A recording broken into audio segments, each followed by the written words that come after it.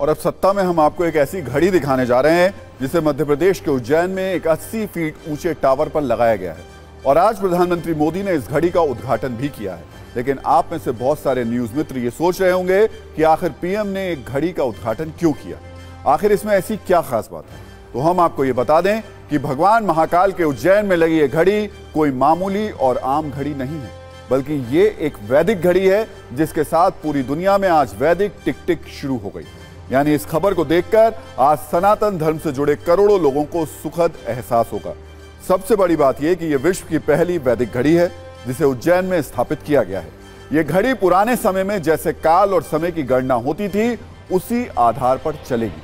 लेकिन अब हम आपको जो बताने जा रहे हैं उसे सुनकर आपको अंदाजा हो जाएगा कि आखिर यह वैदिक घड़ी क्यों सबसे खास है। यह एक ऐसी वैदिक घड़ी है जिसमें 24 नहीं बल्कि 30 घंटे का एक दिन होगा।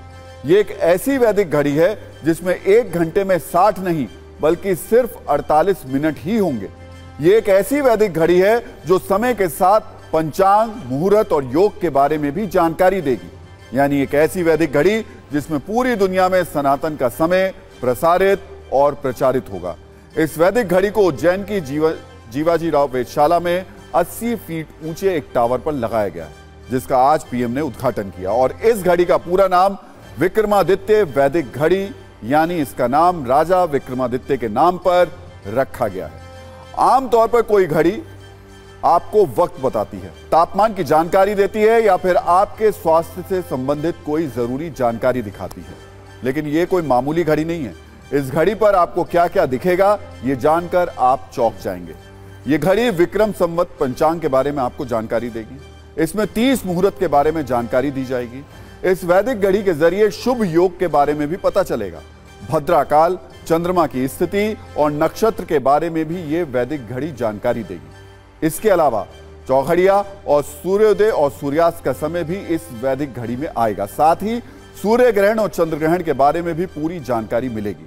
वैदिक घड़ी दुनिया की पहली ऐसी घड़ी है जो डिजिटल होगी और भारतीय काल गणना, वैदिक समय और इंडियन स्टैंडर्ड टाइम के साथ साथ ग्रीनिच मीन टाइम के बारे में भी बताएगी।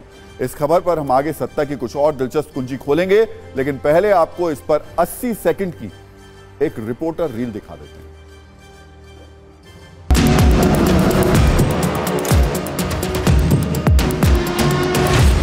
तो विश्व की काल गणना का प्रारंभ भारत से हुआ था। भारत में उज्जैन से हुआ था। उसको लोग भूल गए थे, अब हम उसे याद दिला रहे हैं।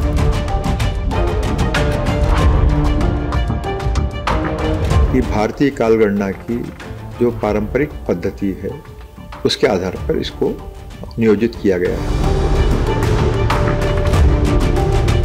भारतीय पद्धति जो सूर्योदय से पर आधारित है, सूर्य सिद्धांत पर आधारित है, तो सूर्योदय से सूर्यास्त और सूर्यास्त से फिर सूर्योदय के बीच में जो समय है इसको ही घटी, पल, मुहूर्त आदि में विभाजित किया गया है। यह घड़ी विक्रम पंचांग और उसके जो समस्त घटक हैं, मुहूर्त हैं, घटी है, पल है, वर्ष है, संवत्सर है, मनवंतर है, कल्प है, ये सारी जानकारी इसमें समाहित करने का हमने प्रयास किया। तो जैसे आज घड़ियों में घंटा, मिनट, सेकंड बताया जाता है, तारीख बता देते हैं, वो घंटा, मिनट, सेकंड की जगह वो घड़ी पल विपल बताएगी।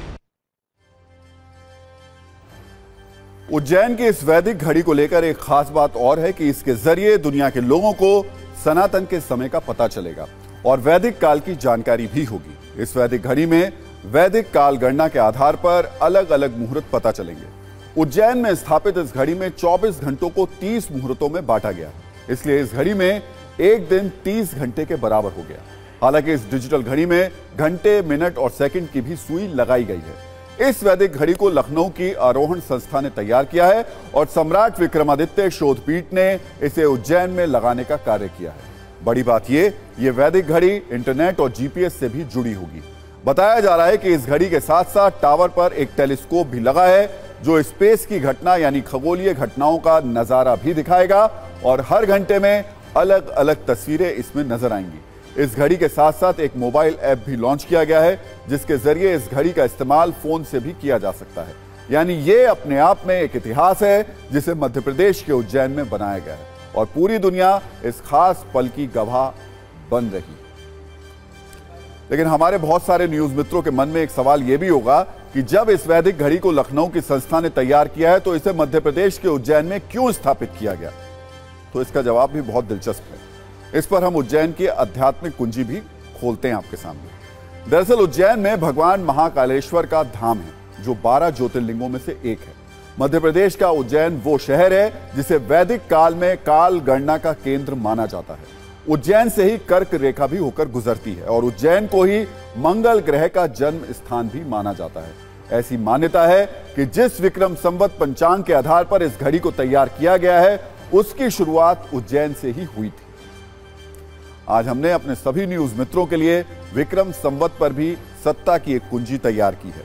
विक्रम संवत का नाम राजा विक्रमादित्य के नाम पर रखा गया था क्योंकि उनके राज में प्रजा के किसी भी शख्स पर कोई कर्ज नहीं था। उस समय जो राजा अपनी प्रजा का पूरा कर्ज माफ कर देता था उसके नाम से ही संवत प्रचलित हो जाता था। आप तौर पर हम सब 1 जनवरी को नववर्ष मनाते हैं, एक दूसरे को न्यू ईयर की बधाई देते हैं, लेकिन असल में हिंदू कैलेंडर की शुरुआत विक्रम संवत से ही होती है। विक्रम संवत अंग्रेजी कैलेंडर से 57 वर्ष आगे चलता है, यानी इस वक्त 2024 चल रहा है, लेकिन विक्रम संवत के मुताबिक ये 2081 है। हिंदू कैलेंडर में भी 12 महीने होते हैं, लेकिन पहले महीने का नाम चैत्र और आखिरी महीने का नाम फागुन होता है। नया विक्रम संवत हर वर्ष चैत्र प्रतिपदा तिथि से शुरू होता है और सबसे खास बात